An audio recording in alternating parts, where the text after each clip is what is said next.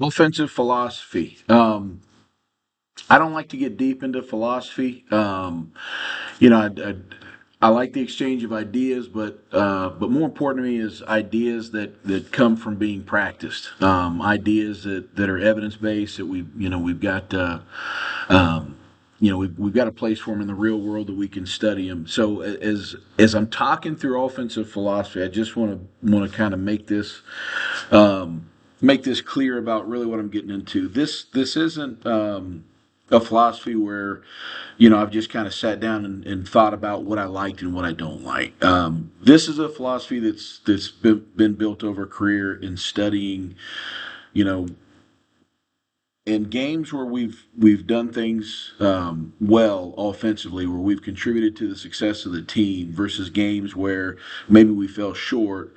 We studied those situations to really kind of figure out and establish, like, what is it that we need to do to help win games on offense.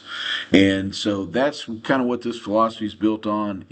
Over almost 20 years doing this, I've had a chance to coach in over 200 games, and lost a lot of them, won a lot of them. And had a chance to study and do some real background on what has gone well and what hasn't gone well. And so instead of just thinking about what I like and what I don't like, what I'm really talking about is something that's more built on experience and lessons learned. Sometimes learned the hard way, but so that's really what I'm going to cover in our offensive philosophy. Okay, and it's going to begin with what we believe is the formula for winning on offense. And it's the first thing that we lay out for our players, and that is simply this formula: that in order to win or find offensive success, we need to eliminate negatives, we need to maximize our positives, and we need to create explosives. And it's our belief that if we do those three things, we're going to have success on offense and we're going to accomplish the goals we set out to accomplish. Now, what does that really mean? So, eliminate our negatives. What we're really getting at is um, we don't want to commit any turnovers and we don't want to commit any penalties. That's our goal going into every single game. We don't want to give the other team the ball in any situation that's going to give them an advantage. We want to make sure that we maintain possession of the ball. The only way that we want to give it to the other team is when we can kick it and pin it and put it where we want them to be at. So no turnovers, no penalties. We don't want to ever have to go further than 10 yards for a first down. We don't want to make our job any harder than it already needs to be. So, number one, eliminate negatives, the things that hurt us. Number two, maximize our positives. Our positives are simply every opportunity that we have to gain yardage. So, what does that mean? That means take what's given, and a lot of that applies heavily to the quarterbacks. Take what's given, take the easy throws, make the easy decision. Let's not overcomplicate the things that the defense has given us. And we want to teach our ball carriers to run greedy, meaning that when I've got the ball, somewhere around me, there's yardage to be gained. It may only be a few yards. I may have 3 yards in front of my face. What I don't want to do is sacrifice that easy gain and risk it by trying to do something special to go create a plus 15. Because there's no guarantees on the plus 15, but if I know I can gain three, then what we want our guys to do is go gain that three, and through great effort and finish, try to turn three into four or four into five. So we want that to be the habit we build into our guys. Over the course of a game, over the course of 65 plays, offensively, we're going to have a chance to turn that into something that's going to help us affect a win at the end of it. And then the last part of maximizing our positives is finishing blocks. Now, that's in two areas. If we're in the box, finishing a block means finishing a guy to his back. It's getting a pancake. And then on the perimeter, it's dominating a perimeter block all the way through the point of when the ball carrier, clears our location, when he runs past us. At that point, the defender I'm blocking is going to start to separate. That's when it's time for me to disengage my hands, and now I'm gonna go chase that ball carrier and try to escort him downfield. But that's the way that we maximize our positive. Take what's there, take the easy yards, try to turn the easy yards into a couple extra, and go finish blocks. And then the last part, create explosives. Now, that begins with the planning process of the coaches as we game plan and get ready for the week. The other part of that is we create explosives by escorting ball carriers downfield. When we can get the ball into space, we get somebody with a chance to go get an explosive. Whether it's a plus 12 or a plus 20, the more people that we can get escorting that guy as he's running downfield, the more chances we have to be able to build a wall around him and turn that plus 20 into a plus 80 touchdown. And so that's how we create explosives. So don't turn the ball over, commit penalties. Take the yards that are given to us all around, and then have a good plan for planning explosive plays and make sure that we're escorting ball carriers to the end zone. And that formula right there is going to give us success on offense. Now, once we put this formula out for our guys and they understand, okay, this is what we're trying to create. This is our formula for winning. Now, the next part, everything from here on out, is going to be about the traits that we need to have to find that success on offense. So the very next thing is we've got to be the most physical, and that's a fact I don't think you can hide from in this game. But you have to be more physical than the defense that you're going against. If we can't move people, we can't create lanes to go gain yards. So what does that mean? We got to be the most physical. That means we have to dominate the run game. We have to dominate blocking on the perimeter, and we have to eliminate pressures and penetrations in the box or in the pocket.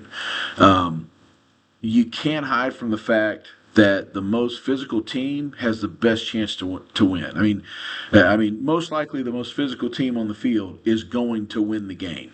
So it's a lot harder to go win a game by just simply finessing people than it is when you can go move people and dominate your opponent. That's something we got to be able to do. So they know that that's the first trait that we got to have in us is we've got to be the most physical. Next, we got to be greedy with the ball, and this is leaning more into ball security. So what we try to do for our guys is we don't want to teach ball security like we're trying to prevent the bad things to happen on the field. So we want to create desire in our guys before we establish discipline. Because if the desire is there, then the discipline is going to, be internally motivated instead of externally. So what we're really saying is like, hey, we want our guys to understand that the more that we can possess the ball and not give the ball away. Every time that we get to dictate how the other team is going to get the football, that's gonna put us in the best situation. It's going to be a tool that's going to help us beat people. And so when our guys see that and understand that, now ball security is not, hey, I'm trying to prevent the bad things. Now ball security is about me choking out my opponent. We give them the analogy that, hey, us and the opponent, we're both underwater. The ball is oxygen. We're both trying to breathe. When we've got the ball, let's not give any of that away to the other team. We want, we want to steal all the oxygen out there. So when we've got the ball, we want to be greedy with it. And our guys, they hear that, they buy into it, and so they know, like, hey, just by simply not giving this ball away to the opponent and making sure that, worst case scenario, we can kick it away, our guys believe that they're going to win games because of it. And then we're going to practice ball security technique at all positions: quarterbacks, running backs, tight ends, receivers. We may not have our offensive tackles working ball security drills, but anybody that's gonna touch the ball, anybody that's gonna carry the football or catch the football, is gonna practice ball security. So we work that at all positions. Next part, our best players are going to touch the football, and they're going to touch the football more than everybody else. And if you're not getting that done as an offensive coordinator, I think you're completely missing what your job is at the end of the day. I want to be an offense that people say, well, we wouldn't be that good if you didn't have those good players. Well, no kidding. But the reason that those guys shine so much and the reason they stand out so much is because we build our plan around those guys. We absolutely take advantage of any bit of talent we have on our team. And our guys that are our best players, we're gonna make sure through everything that we do that those guys touch the ball more than anybody else. We're going to use tempo and we're going to play fast. And the thinking behind that is this: there are two ways offensively that you can really go out there and dictate to the defense. One is by playing fast, which is what we do. The other is you can play slow, but you've got to use a lot of formations, a lot of motions and shifts, and you got to really manipulate the picture so that you can force the defense to line up the way that you want them to line up. And both of those ideas are great ideas. Both work, but at the end of the day, we choose to go fast because what we find is extra on top of that. The other thing that we gain off of it is by going fast, we can force the defense to line up in looks that we can expect so that we can call plays that are going to be successful against it. But even further, by going fast, we force ourselves offensively to simplify, and that helps our players. That helps our players, number one, get on the field. It helps our players not make mistakes, but it helps them play with more confidence and get the most out of them. So we feel like there's an extra benefit of it simplifies our offense, and the other part is it carries over to 2-minute drill. I had a really successful coach who's a defensive guy tell me that look, whatever ideas you got for offense, who you really are offensively is what you do in 2-minute drill. Because in that moment, you have to score points, you have to move the ball, and you've got the worst situation to do it in. Everybody knows what you're trying to do.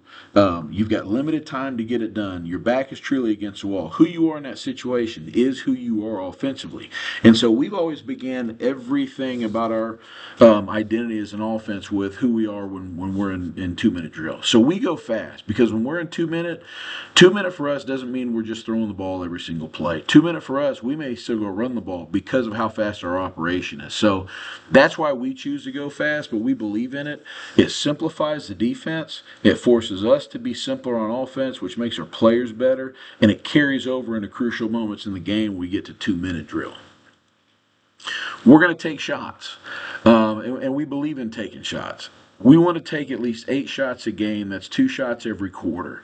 And the reason we believe in that is because they're low percentage, but they're high production plays. On average, we found out that every time we take a shot and we complete that, we're averaging roughly 40 yards gain on those plays. And so we're looking at it like if we take 8 shots a game, and we go fast, so we run typically about 65 plays a game.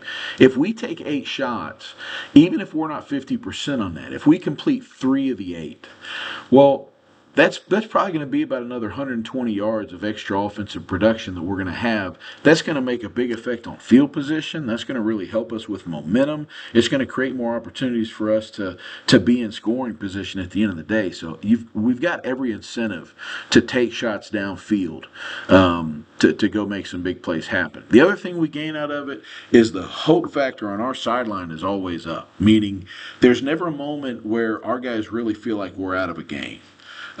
Because they always know this thing may come wide open at any moment. We're going to take our shots. We're going to throw the ball downfield. And anytime we do that, one of those is going to turn into, 6 points. So we keep our hope factor up. So it keeps our guys in the game, gives them confidence, and it gives us more opportunities to create explosive production. We're going to use formation, motions, and shifts to gain advantages. And for us, because we go fast, we have to simplify those things. So, we try to stay away from wordy play calls. For us, we don't have time to go out and say, hey, we want to line up in, trips right, gun strong, A rip, 60 banjo X out. Okay, for us, we're going to go into a game and say, hey, you know what? That play is just simply called East this week. Okay, we're going to try to give it one word and play fast, and that tells everybody what they do.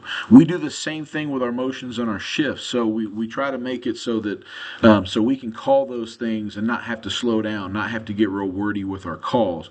But we absolutely want to run unorthodox formations and use motions and shifts to try to dictate to the defense. Formations, motions, and shifts they're easy to teach. They don't require any technique. You know, it's not like teaching a down block. It's not like teaching a post route. We're not teaching a guy to, to make a certain catch. It's as simple as, hey, we want you to line up here, or we want you to line up here and we want you to move over there.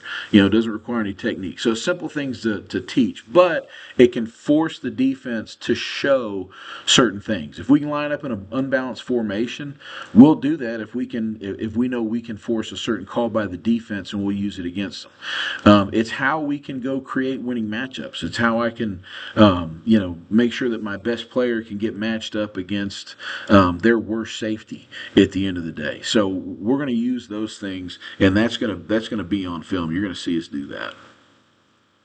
We must win in situations. We begin installing situations on day one. Typically, on day one, we'll begin working third down because third down's maybe the most important situation that you got to be prepared for through the course of a game. I mean, it's what keeps your drives alive. It's what affects your field position most as an offense. So we'll begin working situations from the beginning. You know, the things that are important. Don't waste any time getting those things taught and worked on to your team. So whether it's third down, whether it's red zone, goal line, whether it's coming out, whether it's 2-minute drill, begin working those situations early, because really what we're talking about when we say winning in situations, we mean winning when it matters. You know, there's no point in just being great on first and second down if we can't go produce touchdowns when we're in the red zone, if we can't go score when we're on the goal line. So in crucial situations, we got to be good, and our guys got to be coached up and ready to go score points. So we must win in situations. We have to dominate versus numbers, and this applies two ways. So number one, if somebody's going to play nickel against us and they're going to give us 5 and 6 man boxes, we have to be able to run the ball versus that. If somebody can line up in 5 and 6 man boxes and we can't run the ball, then it's going to be a long night and we're not going to have a lot of production. Now, on the other end of that, we also have to be able to sit and say, hey, if somebody is going to line up in one high coverage against us, whether it's cover 3 or man free, we have to be able to go throw the ball versus that. We also have to be able to throw the ball versus man coverage, some version of cover 0.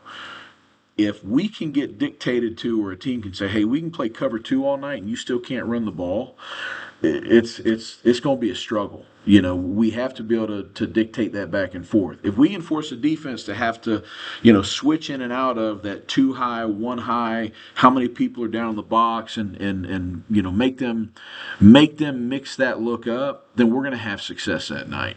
Because if we know we can run the ball versus 5 in the box, 6 in the box, then we know we can affect them in the pass game. So those two things we got to be able to do. You got to be able to run the ball versus 5 or 6 in the box, then you got to be able to throw the ball versus 1 high coverage or any version of man.